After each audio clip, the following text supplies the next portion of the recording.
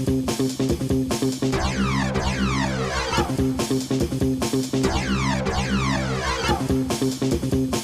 everybody, it's Johnny Two-Face here, back with another reaction video. This time reacting to Prussia's three-front war, the forgotten Battle of Landshut, 1757 by House of History. Now, if you haven't seen my reaction to the other episodes in this series about Frederick the Great, I suggest you check them out before you check this one out. And the usual disclaimer when I react to anything historical, if I don't show so much what is considered a proper reaction, is probably obvious that I don't know much about the subject at hand, and if I do know anything, I'll most likely pause video to give my input or ask any curious questions, which hopefully will be answered in the comments below. So with that being said, the link to the original video will be in the description down below. Please go and subscribe to House of History, check out their channel, their content, and support them any way you can. So yeah, basically that's all I got to say for now. So without further ado, let's get this up on screen and see what happens in this one. Ooh, that's loud. In the summer of 1757, Frederick the Great, King of Prussia, received barely, if any, positive news about the progress of the ongoing war. The defeat at Berlin in June put a considerable dent in the Prussian war machine. Frederick raised the siege of Prague and debated on what to do. Initially, he wanted to retreat to Saxony, but he tried to maintain much of his conquered Bohemian territory instead. He divided his army into two equal parts. At Leitmeritz, Frederick commanded some 34,000 soldiers. His brother August Wilhelm commanded an equal number of men to his east. These fed off the magazine at Zittau in Upper Lusatia. Frederick told him it was of vital importance to defend the supply depots and entrances into Silesia. Meanwhile, irregular... Which, if you remembered, is what Prussia took from the Habsburgs, or Austrians, which way you want to say it. They took Silesia from the Habsburgs of Austria. So... And the Austrians have been trying to get it back ever since. Under Nadashti and Beck infested the main roads and villages around the frontier. Frederick spent some of his most unhappy days in the palace at Leitmeritz. On June 28, news reached him of his mother's death. Oh, that's When he harsh. found out, he wrote to his sister Wilhelmine. All misfortunes overwhelm me at the same time. This loss is the culmination of my sorrows, and yet I am forced to act, and I do not have time to give full course to my tears. All the losses in this world may be redressed, but those occasioned by death are beyond remedy. He indeed did not have time to grieve. In Bohemia, 110,000 Austrians were ready to advance. To his east, 100,000 Russians under Field Marshal Stepan Apraksin. Oh, the Russians are moved getting against his involved. duchy. To his west, 125,000 French were becoming a significant danger for his Hanoverian allies. Under Prince de Soubise, they already conquered Prussia's claimed possessions, and a 70,000 strong army under Count d'Estrées now directed their march against Hanover. And to top it all up, which, if you don't know, which for a while belonged to British King George III. Of another army, the 40,000 strong Rijksexecution Armee, consisting of I am not going imperial to try and soldiers pronounce commanded by Field Marshal Prince Joseph von Sachsen-Hildburghausen, were on the move to link up with the French. Through diplomacy, Prussia continued attempting to establish peace with France, to no avail. Worrisome news from Sweden reached Frederick as well. They were preparing an invasion force to seize Pomerania. It wouldn't be until September 13 till they landed, but it opened another front. Three main fronts opened: the south around Silesia and Saxony against the Austrians, the west against the French and Imperial Army, the east against the Russians. Facing over 400,000 hostile troops, Frederick amassed no more than 150. So basically facing odds of potentially 4 or 5 to 1. 64,000 soldiers. Up to 64,000 were stationed on the Bohemian frontier against the Austrians. 10,000 remained in Brandenburg as reserves defending the capital and Pomerania. No more than 30,000 were dispatched to East Prussia under 70-year-old Field Marshal Hans von Lewald. An additional 54,000 soldiers, although many of them were British and Hanoverian, served under the Duke of Cumberland against the advancing French and Imperial army. The first action occurred on the Bohemian front. Contrary to Frederick's expectations, the Austrians focused their assault to the east against August Wilhelm's army. This was entirely unexpected, and it showed. On July 15, the Austrians under Duke Arenberg seized Gabel, capturing Puttkammer. August Wilhelm was outmaneuvered. The Austrians continued with a vengeance, and 8 days later, they fell onto Zittau. Just like that, they seized a depot which could have sustained 40,000 soldiers for a month. Again, a massive blow to Prussia. The Austrians used Zittau as a springboard to launch raids into Silesia throughout the summer. August Wilhelm retreated to the west with a highly demoralized army, suffering continued attacks by irregulars. His poor, managed retreat left the path to Silesia wide open. Bad news continued. 3 days after Zittau, a French army under Marshal d'Estrees defeated the Duke of Cumberland's army at Hastenbeck. Negotiations between the French and Hanover opened. This worried Frederick. The withdrawal from Hanover, and thus Great Britain, from the war would severely weaken Prussia's western frontier. Additionally, a French army under Marshal Soubise, stationed in Strasbourg, preyed on the Prussians. Wow. The king met his brother at Bautzen. After the meeting, the prince reportedly departed in tears. A surviving letter Frederick sent to him does not leave much to the imagination. Oh, this is going to be harsh, isn't it? You make me pay a high price for the confidence I reposed in you.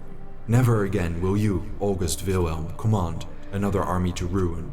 To my way of thinking, your splendid expedition was nothing more than the impulse from some superannuated, spoiled child, from whom we take a knife lest he should cut himself and injure others. The prince and his generals deserve to be sentenced to death by court-martial, but his position prevents this. Wow. And I thought Napoleon was harsh. Just shows how little I know about Frederick the Great. August Wilhelm resigned from the army not soon after. He passed away, likely from a cerebral hemorrhage, before the animosity between the brothers could be resolved. In the wake of his retreat, Frederick traveled to Silesia to reassemble his army north of Zittau. He commanded some 65,000 men. Primary sources conflict about the army's state. Some mention the army being re-energized thanks to the king's presence. Others mention it was demoralized. Prince Henry supposedly talked the king out of several near-suicidal attacks against the Austrians during these days. Heeding Henry's advice, Frederick returned to Dresden with 25,000 soldiers to take stock. He ordered Bevern at Gorlitz to defend Silesia with some 40,000 men. General Winterfeld was assigned to assist Bevern. Frederick concluded the most dangerous problems was the French. They even refused his peace offerings, promising millions of thalers as indemnity. Likely because Madame de Pompadour, the French king's mistress, had a strong dislike for Frederick. The feeling was mutual. Slightly off topic, but it kind of reminds me of Queen Louise of Prussia had a hatred of Napoleon and the French. So is irony the best word I can say here? Sorry. But to his east, trouble continued brewing. General Beck, Nadashti, and Arenberg, among many other Austrian commanders, roamed the frontier. One of these commanders frequently raiding Silesia was Colonel Janusz von Eberstadt. Already in early July, he captured Landeshut, although some sources indicate he captured it as late as August 10. But Landeshut too became a hub for irregular incursions against Silesia. Prussian scouts relayed this information to Major General Johann Friedrich von Kreitzen, stationed nearby. The general now set out to surprise Janus and expel him from his stronghold. After weeks of maneuvering around each other, Kreitzen finally decided to mount an assault against his stronghold. Although Prussian reconnaissance was poor, Kreitzen rightly suspected Janus outnumbered him. Unfortunately, sources aren't very detailed about the number of units involved. Kreitzen commanded some 3,000 soldiers. Janus commanded some 4,000. Many of them were Croat irregulars, and many of them were cavalry. Keitzen devised a plan to expel Janus from Landeshut without engaging in any large-scale battle by surprising him. On August 12, his army set out to march from the northeast towards Vogelsdorf, a village to the north of Landeshut. After a night of marching, Keitzen arrived at Vogelsdorf.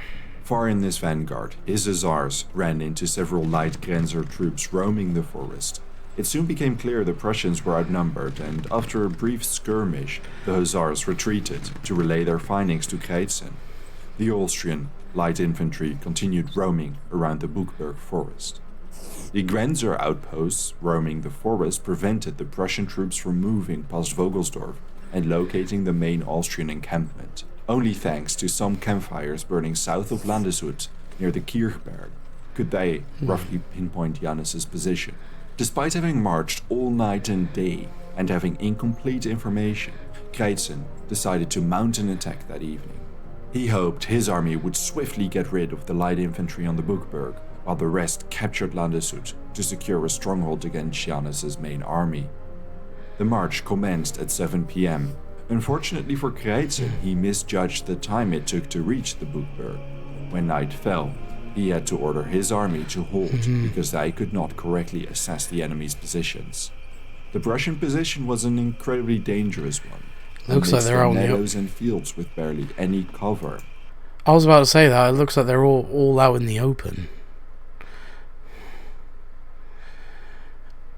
I'm no expert in military strategy, but I think they would have been better if they hunkered down in either Vogelsdorf or...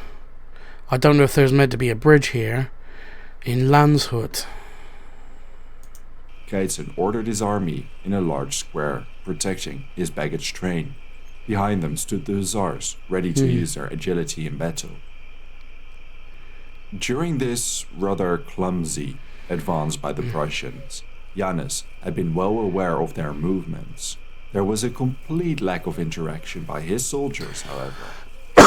Excuse me. As night fell and the Prussians formed an infantry square, Janus sent agile light infantry detachments to harass the Prussian flanks. Then, with his main army south of Landeshut, Janus began moving towards Keitzen's southeast. Amidst the darkness, suddenly Prussian soldiers were picked up, one by one. Parts of the Prussian formation became chaotic, firing at random. The general staff reports of the battle mention multiple friendly fire casualties. During these hours of chaos, forces broke loose with Janus's men capturing at least 30. In addition, around 100 Saxons forcibly enlisted in the Prussian army decided this was a splendid time to desert. Amidst the darkness and chaos in front of the Buchberg, Janus reached the forest. His army deployed in the tree line, including at least 6 heavy guns. Keitzen realized he was in danger in the valley, although he likely was unaware of Janus's real movements. As the Austrians took their positions, Keitzen ordered his army to retreat to Vogelsdorf while maintaining their square formation. The supply wagons heavily impeded their movement speed. By this point, dawn was setting in. When the first rays of sun illuminated the plain, Janus saw the Prussians haphazardly retreating. He ordered his artillery and infantry to open fire. The quiet morning was polluted by sounds of heavy artillery fire as the shells struck the ground around the Prussians. Sources indicate the accuracy was nothing to write home about, and the artillery inflicted barely any casualties. But it did ensure complete panic in the Prussian lines and the abandonment of their entire baggage train. Disregarding the misfortune, Keitzen managed to rally his men within the valley. He ordered his infantry in a straight line. Janus deployed his infantry in a similar fashion, resulting in 2 infantry lines running parallel to each other. Keitzen was the first to order the general attack. His infantry moved forward against the Austrian position on the slopes of the Buchberg. The charge enjoyed incredible momentum. Sure, the Prussians suffered heavy artillery and musket fire from the Austrians, but they were bloodthirsty. They pushed the Austrian infantry back onto the slopes of the Buchberg before pushing them into the forest altogether. In addition, they seized several Austrian artillery pieces. But because Janus enjoyed numerical superiority on the trick of his sleeve, his Grenzer battalions to the Prussian right were in an ideal position to flank the ever-advancing infantry. They did so drawing their sabers and charging into the Prussian lines. Meanwhile, his remaining artillery fired volleys of grape shot. This tore into the infantry lines. Brief, ferocious combat ensued. As the reports from the General Staff indicate, the unusual sight had immediate effect on the morale of the Prussians. Their lines wavered, they yielded ground and became dispersed.